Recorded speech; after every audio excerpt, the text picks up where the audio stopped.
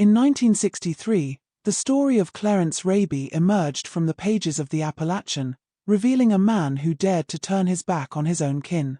Nestled deep within the mist-shrouded mountains of West Virginia, where the morning fog clings to the hollows like whispers too heavy to be spoken aloud, a tale unfolded that would rattle the very core of a community.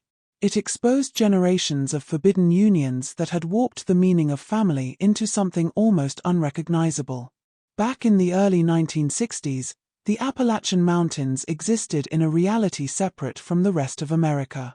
While cities hummed with the energy of progress and transformation, these isolated hollows stood still, frozen in another era, cut off by both geography and a stubborn clinging to the old ways. In one such valley, so remote that mapmakers often overlooked it entirely, the Raby family had made their home. Their roots plunged deep into the rocky earth, tangled together in ways nature never intended. Clarence Raby came into the world during the spring of 1938, born from a pairing that should never have happened. His father, Joseph Raby, had taken his own first cousin, Margaret Raby, as his wife. The local preacher had only agreed to perform the ceremony after accepting 3 chickens and a vow of secrecy. Yet this was merely the visible part of a much more troubling reality. Margaret herself was the child of siblings, a truth murmured behind closed doors but never discussed openly in the close community where everyone knew everything while pretending to know nothing. The Raby homestead occupied the far end of a dirt track that became completely impassable once winter set in. A cluster of weathered wooden buildings leaned against each other like exhausted old men sharing their burdens. Smoke curled perpetually from the chimney, merging with the mountain fog to create an atmosphere of unending gloom. The family seldom made the trip into town, and when they did, people noticed. They noticed the strange way certain children looked, eyes positioned too closely together, limbs bent at odd angles, minds that couldn't grasp concepts that came easily to others. Growing up, Clarence understood his family stood apart from others, though he couldn't quite explain how or why. His mother's brother also served as his grandfather. His sister held the dual role of sibling and cousin. The family tree didn't branch outward but wound back around itself like a serpent consuming its own tail. Generation followed generation, preserving what they called purity, but what genetics would recognize as catastrophe.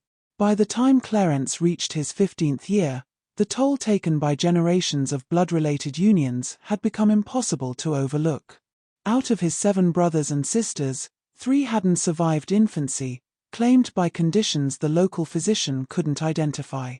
2 more struggled with serious developmental challenges, unable to communicate clearly or manage basic self-care. His younger brother, Timothy, had entered the world with a cleft palate so severe that eating meant constant struggle. His cries of distress echoed through the valley at night, a sound that became as predictable as the wind rustling through the pines. The valley itself appeared under some curse, yet that curse was entirely human-made. Nearly every household in the hollow was connected through multiple family lines. The Rabys had joined with the Collins family, who had merged with the Pratts, who had eventually circled back to marry more Rabys. It formed a closed genetic circuit that had been running for more than a century, concentrating unusual recessive characteristics and making genetic disorders more severe with each new generation. Clarence's understanding came slowly, like sunrise gradually touching the mountaintops. It began when a traveling salesman lost his way on the winding mountain roads and stopped at the Raby place seeking directions. The man's eyes grew wide as he absorbed the scene before him, children with clear physical abnormalities playing in the dirt, adults who looked both prematurely aged and strangely young, an atmosphere of separation and decline hanging over everything. Before departing, he pressed a newspaper into young Clarence's hands, a small act that would transform everything. That paper carried an article discussing genetics, something labeled hereditary disorders, explaining why marriages between cousins should be avoided and what happened to children when they occurred.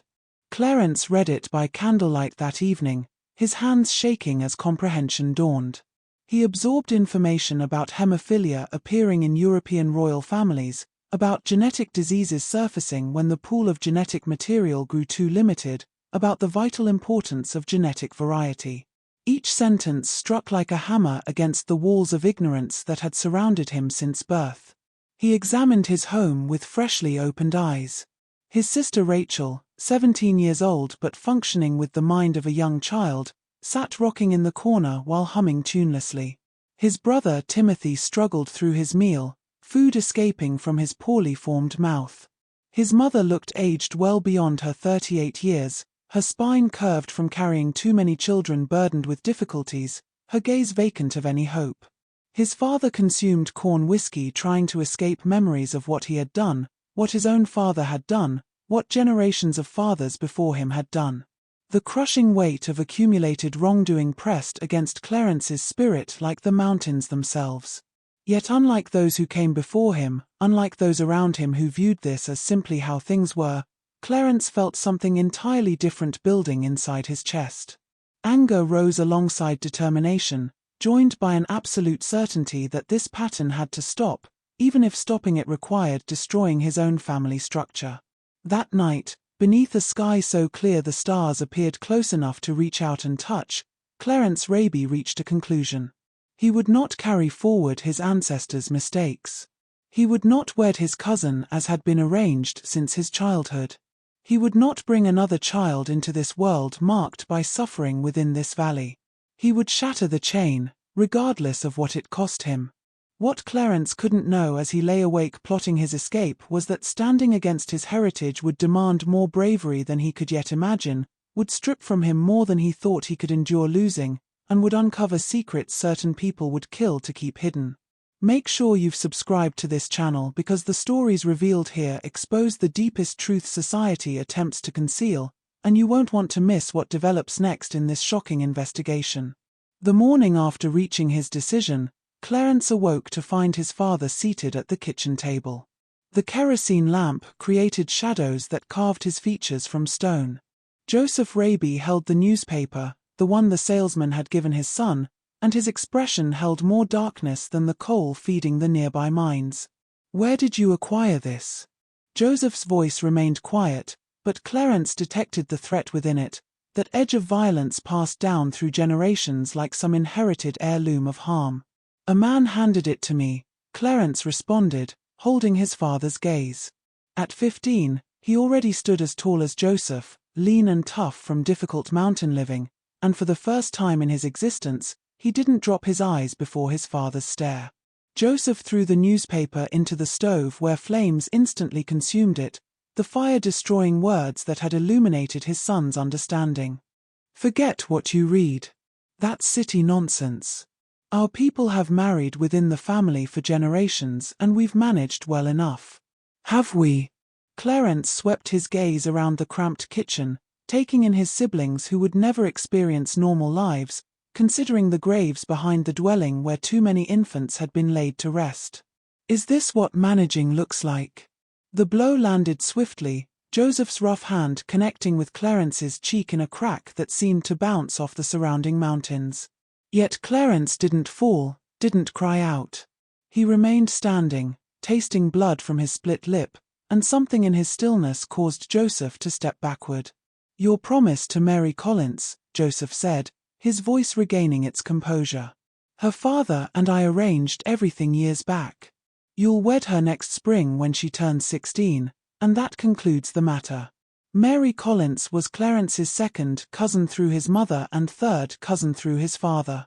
She appeared as a delicate girl with fair skin and hair so pale it appeared nearly white, the outcome of identical recessive genes expressing themselves repeatedly within the isolated population. She had been born with 6 toes on each foot, a small irregularity compared to others in the valley, yet still an indicator of what occurred when genetic material kept recirculating. That afternoon, Clarence walked the 5 miles to the Collins place, a journey carrying him deeper into the hollow where mountains pressed close and sunlight seldom reached the ground. He discovered Mary hanging laundry on a rope stretched between 2 trees, her movements slow and careful as though the world might shatter if she rushed. "Mary," he called, and she turned, her light blue eyes opening wide with surprise. They settled on the porch of the Collins cabin, and Clarence shared words he had been practicing all morning. He explained about the newspaper, about genetics, about the cycles trapping them. He told her he wouldn't marry her, not because anything was wrong with her, but because everything was wrong with what their families were doing. Mary listened silently, her face showing nothing, until he finished. Then she spoke, her voice hardly above a whisper. My mother carried 9 babies. I'm the sole one who survived past 5 years. My brother Jacob, he lived to age 4, but couldn't walk or talk, just existed there until he stopped breathing one winter evening. And Mother, she tells me this represents God's plan, that this is simply how things must be. Tears rolled down Mary's cheeks, yet her voice stayed steady. I don't want babies who endure such suffering, Clarence. But what options exist for us? Where could we possibly go? Who would accept us? We're Rabys and Collinses, and everyone understands what that means. That question haunted Clarence for weeks. The valley formed a prison without visible bars, held together by custom, separation, and the terrible momentum of generations making wrong decisions. Yet the outside world stretched vast and frightening, filled with people who would examine him and see only the product of forbidden unions, who would condemn him for sins that weren't his to bear. In September of 1953, everything shifted. A state health inspector arrived in the valley, dispatched by a government that had finally noticed the cluster of genetic abnormalities and infant deaths occurring in this remote West Virginia corner. Dr. Samuel Harrison, a man in his 40s educated in Baltimore, approached his work with scientific objectivity but couldn't conceal his shock at what he discovered. Dr. Harrison traveled from homestead to homestead, recording, photographing, collecting blood samples. He documented the family trees that folded back on themselves, the children with profound disabilities, the adults prematurely aged. His report would eventually reach the governor's desk, but by then, generations of damage couldn't be undone. Clarence sought out Dr. Harrison on his 3rd day in the valley. He located the doctor at the old schoolhouse, temporarily converted into a medical station, reviewing his notes with an expression of barely restrained disgust. I need to understand, Clarence stated without introduction. I need to understand what's wrong with me, what I might transmit if I father children. Dr. Harrison examined the young man before him, noticing intelligence in his eyes, resolve in his posture. Sit down, son. Let's talk. What followed provided education the valley had attempted to withhold from its children for generations. Dr. Harrison explained dominant and recessive genes, how genetic disorders hide within families until blood relationships summon them forth like spirits from darkness. He explained why the Raby family experienced such elevated rates of infant death, developmental problems, and physical irregularities. He explained that Clarence, through random chance, had escaped the worst effects yet carried those damaged genes within him, prepared to inflict suffering on any children he might produce with someone from the valley. But if I wed someone from outside, Clarence asked, his voice tight with both hope and fear. Then your children would likely be healthy, Dr. Harrison confirmed. Genetic variety represents nature's protection against these disorders. However, son, you need to understand something. Breaking away from this community won't prove simple. These people, they regard their way of living as sacred, as something requiring protection. You'd be betraying not simply your family but generations of tradition. Their tradition is wrong, Clarence stated flatly. And it needs to stop. Dr. Harrison studied him for an extended moment. There exists a program, he said eventually, for young people from isolated communities who wish to pursue education, to construct a different existence. It's located in Charleston.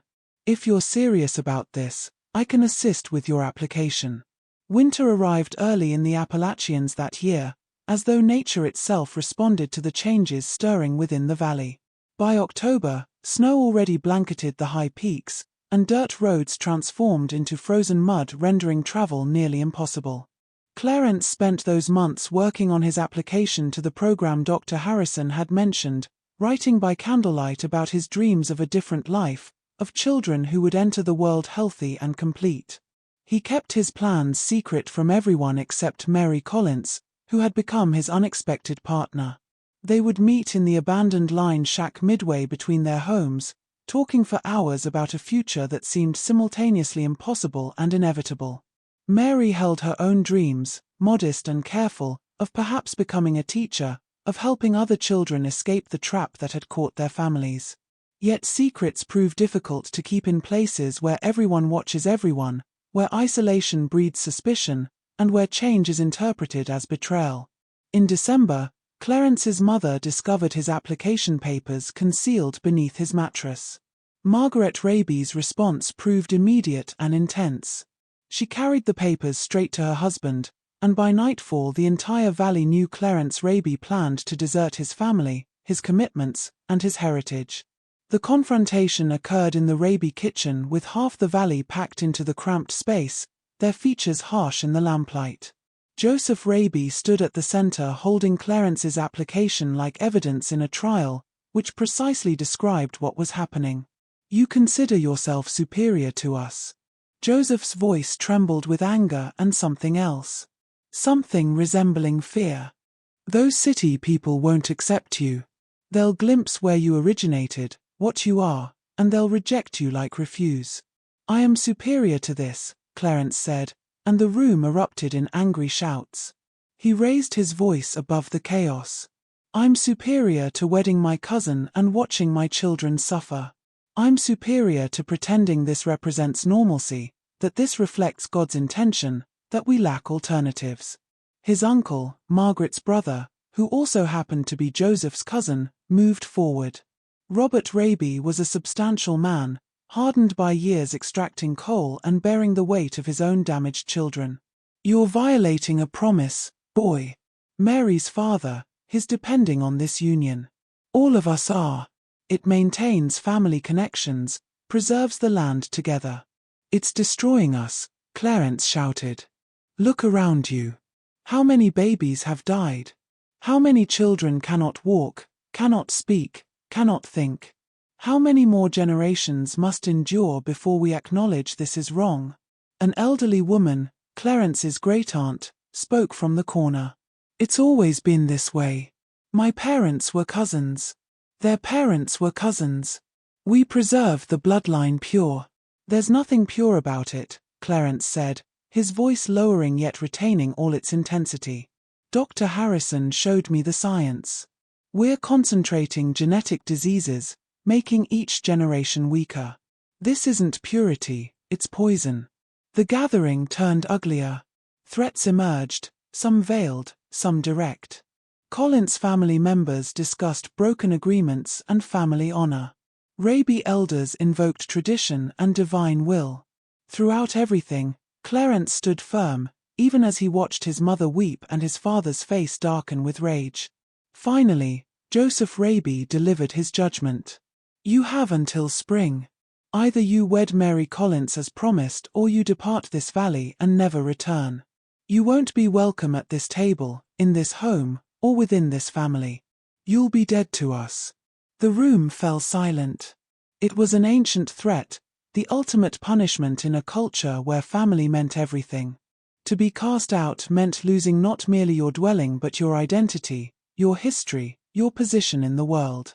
Clarence looked at his mother, hoping for some indication of support, but Margaret turned her face away. He looked at his siblings, at Rachel rocking in her corner, at Timothy struggling to breathe through his damaged palate, at the younger ones who might yet be saved if someone broke the pattern. "Then I'll leave," he said. The silence following his words was deafening. Then chaos erupted again, but Clarence was already moving toward the door. A hand grabbed his arm, his father's grip like iron, and for a moment violence hung in the air like smoke from the stove. "Let him go," a voice said, and everyone turned to see Mary Collins standing in the doorway, snow dusting her pale hair. "Let him go because I'm going with him." If you could say one thing to someone trapped in a situation like this, what would it be? Comment below. You deserve a life free from the chains of the past. And let's stand together for those who had the courage to break free. The declaration sent shock waves through the room. Mary's father, Thomas Collins, pushed through the crowd, his face twisted with rage and betrayal. "You ungrateful girl, after everything we've done for you, After we kept you alive when you should have died like the others. Mary flinched but held her ground. I'm not having babies that suffer, Father. I'm not spending my life watching children die because we're too stubborn to change. Clarence is right and you know it. You all know it. But you're too scared to admit it. What happened next would be talked about in the valley for generations. Thomas Collins raised his hand to strike his daughter, but Clarence stepped between them, taking the blow meant for Mary. The room exploded into violence. Men shouting, pushing, throwing punches, women screaming, children crying. Through it all, Clarence and Mary backed toward the door. Their hands clasped together, united in their rebellion. They burst out into the December night, running through the snow, their breath coming in frozen clouds, the sounds of rage following them down the mountain. They didn't stop running until they reached the abandoned line shack, their refuge, their planning place. Inside they huddled together for warmth, listening to the wind howl through the gaps in the walls, knowing that their lives had just changed irrevocably. "We can't go back," Mary whispered. "I know," Clarence replied. "They'll never forgive us." "I know. We have nothing, no money, no place to go. We have each other, and we have the truth. That has to be enough." Outside the snow continued to fall, covering their tracks, covering the valley, covering generations of mistakes like a white shroud. But beneath that pristine surface, the rot remained, the damaged genes, the suffering children, the families locked in their destructive patterns. Clarence and Mary had chosen to break free. But the cost of that freedom was only beginning to reveal itself. Dr. Samuel Harrison returned to the valley in January of 1954, battling through snow drifts and frozen roads to check on the community he had tried to help. What he found shocked even his medical sensibilities. Clarence and Mary had been living in the line shack for 3 weeks, surviving on stolen food and determination, too afraid to return to their homes, unable to leave the mountains in the winter weather. When Dr. Harrison found them, Clarence was burning with fever, his lungs congested from exposure to the cold. Mary was little better, her lips blue, her hands shaking uncontrollably. The doctor loaded them into his car, a decision that would save their lives but further cement their status as outcasts. At the small clinic in Beckley, the nearest town of any size, Clarence and Mary recovered slowly. Dr. Harrison used his connections to expedite Clarence's acceptance into the educational program and found Mary a place in a boarding house run by a widow who asked few questions. But news travels fast, even in the mountains, and the story of their rebellion spread. Letters arrived from the valley delivered by people who made the journey to town specifically to ensure Clarence and Mary understood the depth of their betrayal. Joseph Raby's letter was brief and brutal. "You are no son of mine. Your name will not be spoken in this house. You have chosen the world over your blood. And may you find comfort in your choice when you're old and alone." Margaret Raby sent no letter, but Dr. Harrison heard through the medical network that she had taken to her bed, unable or unwilling to rise, crushed by the shame of having raised a son who rejected everything she believed in.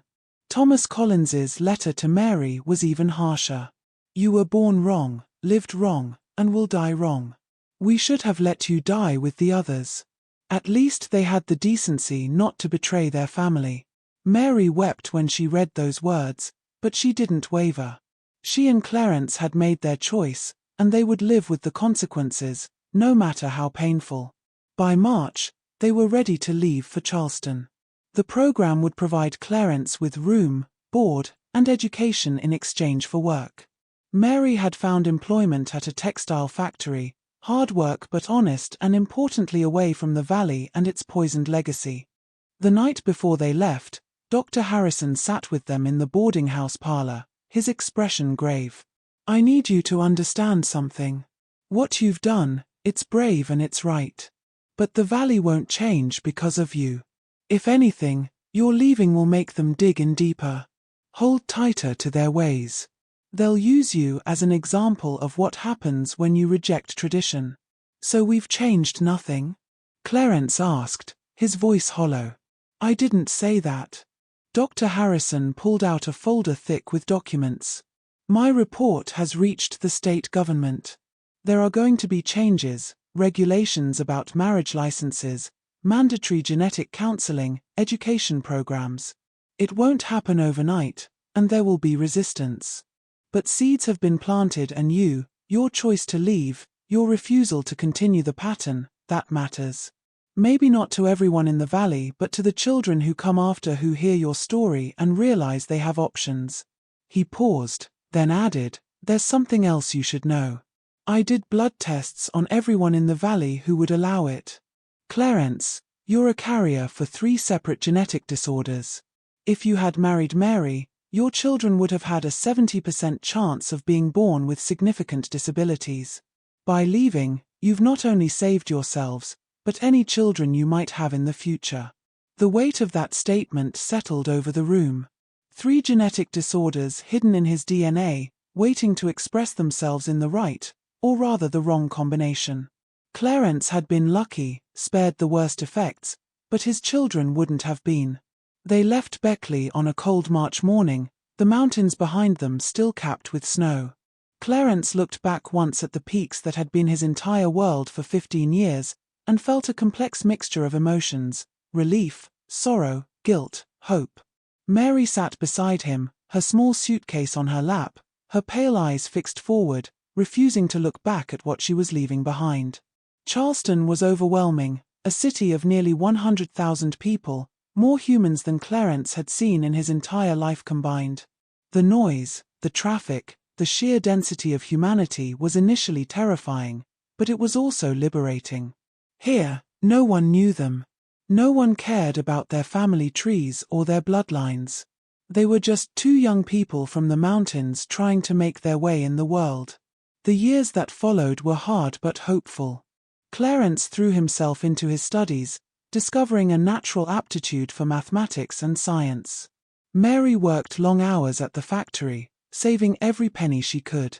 They married in 1956, a simple ceremony at the courthouse with Dr. Harrison as their witness and only guest.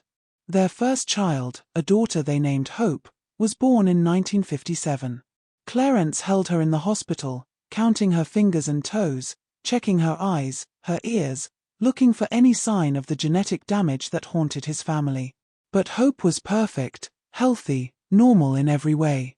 When she smiled for the first time, Clarence wept with relief and joy. 2 more children followed, a son in 1959 and another daughter in 1961. Each pregnancy was fraught with anxiety, but each child was born healthy. Clarence had broken the curse, had severed the genetic chains that had bound his family for generations. But the valley hadn't forgotten them. Letters still arrived occasionally, though less frequently as the years passed. In 1960, Clarence received word that his mother had died, her body simply giving up after years of carrying the weight of too much tragedy. He wasn't invited to the funeral. In 1962, his father Joseph passed away from a stroke, and again, Clarence was not welcome to pay his respects. Mary's family maintained their silence as if she had never existed. It was as if by leaving she had been erased from the family history, her name struck from the oral genealogies that the Valley families kept so carefully. The revelation that would bring Clarence Raby's story to public attention came in 1963, almost exactly 10 years after his dramatic departure from the Valley. A young journalist named Patricia Knowles working for the Charleston Gazette came across Dr. Harrison's report while researching a story about genetic disorders in Appalachia. The report mentioned Clarence by name, describing him as a young man who showed remarkable courage in breaking a generational cycle of consanguinity despite significant family and social pressure. Patricia tracked down Clarence, now 25 years old, working as an accountant and studying part-time for his college degree. What she found was not the backwards figure she had expected, but an articulate, thoughtful man who had built a stable, normal life for himself and his family. But when she asked him about his past, about the Valley and his decision to leave, she saw the pain that still lived in his eyes. "I don't like to talk about it," Clarence said initially. "It's in the past." "But it's not, is it?" Patricia pressed gently. "Because there are other young people in valleys like yours, in isolated communities all over these mountains who are living the same nightmare. Your story could help them. It could give them the courage to make a different choice. After much deliberation, and with Mary's support, Clarence agreed to tell his story. The article Patricia wrote was published in March of 1963 under the headline, "The Man Who Defied His Bloodline, One Family's Escape from Generational Suffering." The response was immediate and overwhelming. Letters poured in from across Appalachia, from young people trapped in similar situations, from families torn apart by the consequences of consanguinity, from medical professionals who had been documenting the same patterns in isolated communities. Clarence's story became a catalyst for change, a real-life example that breaking free was possible. But the response from the Valley was predictably hostile. New letters arrived filled with vitriol and condemnation. Clarence was accused of betraying his family for money and fame, of lying about the Valley to make himself look good, of forgetting where he came from. The Raby and Collins families issued a joint statement to the local paper, disowning Clarence and Mary entirely and calling them traitors to their heritage. What hurt most was the personal nature of some of the attacks. Clarence learned that his younger brother Timothy, who had struggled his entire life with his malformed palate, had died at age 19 from complications during a crude surgery. Clarence wasn't informed until months after the burial. His sister Rachel, still mentally disabled, had been married off to another cousin, perpetuating the very cycle Clarence had tried to break. She had given birth to twins in 1961. Both had died within days. Their tiny bodies unable to sustain life under the burden of accumulated genetic damage. The guilt of those losses weighed heavily on Clarence. "I saved myself and my children," he told Mary one night. "But I left them behind. Rachel, Timothy, all of them. I left them to continue suffering." "You couldn't have saved them," Mary said firmly. "They wouldn't leave. You know that. You gave them a choice by showing them an alternative. But they chose to stay. That's not your fault." In the summer of 1963, Dr. Harrison visited Clarence in Charleston, bringing news from the Valley. The state had finally implemented new regulations requiring genetic counseling before issuing marriage licenses in counties with known consanguinity issues. Mobile health clinics were being sent into remote areas providing education about genetics and family planning. The changes were slow and met with resistance, but they were happening. "Your story accelerated all of this," Dr. Harrison told Clarence. "By putting a human face on the issue, by showing that breaking free was possible, you made it real for people in ways that my medical reports never could." "But at what cost?" Clarence asked. "I've lost my entire family, everyone I grew up with. My children will never know their grandparents, their aunts and uncles. Is that a price anyone should have to pay for doing what's right?"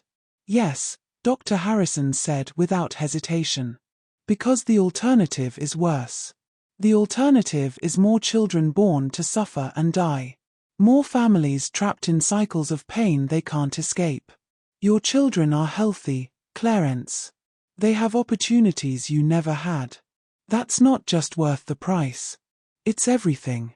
And over the following years, Clarence became an unofficial advocate for genetic diversity education in Appalachia.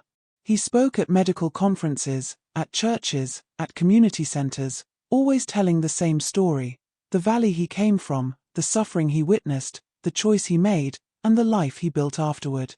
He never tried to make himself a hero. Instead, he presented himself as someone who had been lucky enough to learn the truth and brave enough to act on it. By 1970, Clarence had completed his college degree and was working as a teacher, specializing in helping students from rural areas adjust to urban educational settings. Mary had gone back to school as well, earning her teaching certificate and working with special education students, many of whom suffered from the kinds of genetic disorders she had grown up surrounded by. Their children grew up knowing their parents' story, understanding where they came from and what it meant. Hope, their oldest, became a genetic counselor, dedicating her life to helping families understand heredity and make informed choices. It was as if Clarence's act of rebellion had sent ripples through time, influencing not just his own life but shaping the purposes and passions of the next generation. In 1975, Clarence received an unexpected letter. It was from a young woman named Sarah Raby, a distant relative from the valley who was 18 years old and pregnant with her first child. The baby's father was her second cousin, and Sarah had just learned that the child would likely be born with severe disabilities. She was writing to Clarence because she had heard his story, and she wanted to know if it was too late for her to make a different choice. Clarence and Mary drove to the valley for the first time in over 20 years. The mountains were the same, eternal and indifferent, but the valley had changed. The old homesteads were more dilapidated, the population smaller. Many young people had left seeking opportunities elsewhere, and the remaining families had slowly, reluctantly begun marrying outside their closed circle. They met Sarah at the abandoned line shack, the same place where Clarence and Mary had made their plans so many years ago. Sarah was painfully young, her belly swollen with a pregnancy she hadn't wanted but had been told was inevitable, was God's will, was her duty. "I don't want my baby to suffer," Sarah said, tears streaming down her face. "But I don't know how to do anything else. I don't know how to leave."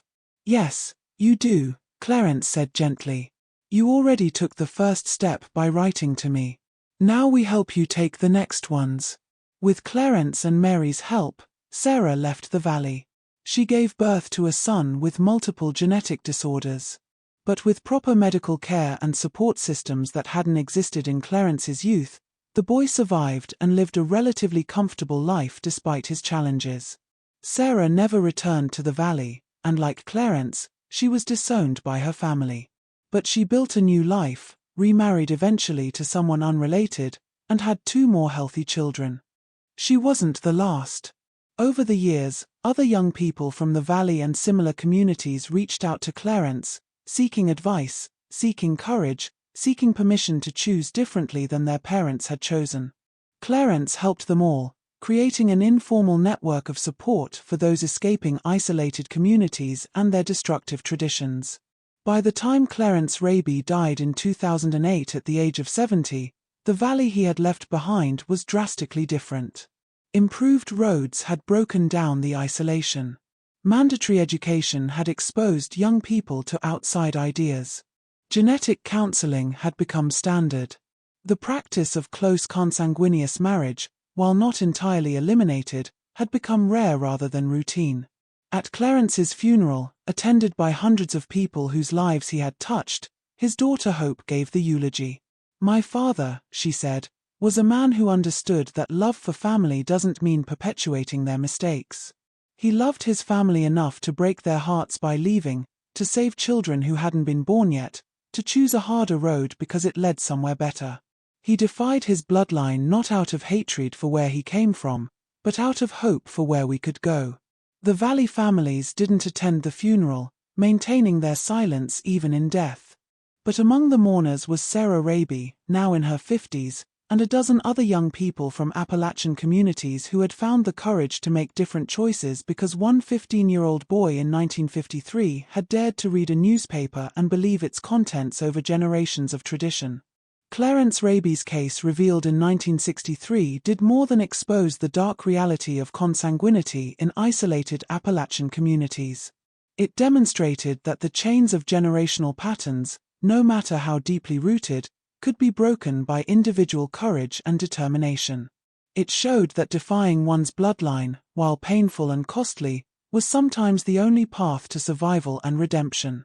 The story of the man who defied his bloodline became a testament to human resilience, to the power of education, and to the possibility of change even in the most entrenched circumstances. It remained a reminder that the greatest act of family love is sometimes refusing to continue family traditions, and that true strength lies not in maintaining the past but in having the courage to create a different future. If you watched until here, it's because you enjoyed this story. Leave a comment saying, "I watched until here, so I can get to know you and know who really enjoys the stories here on the channel."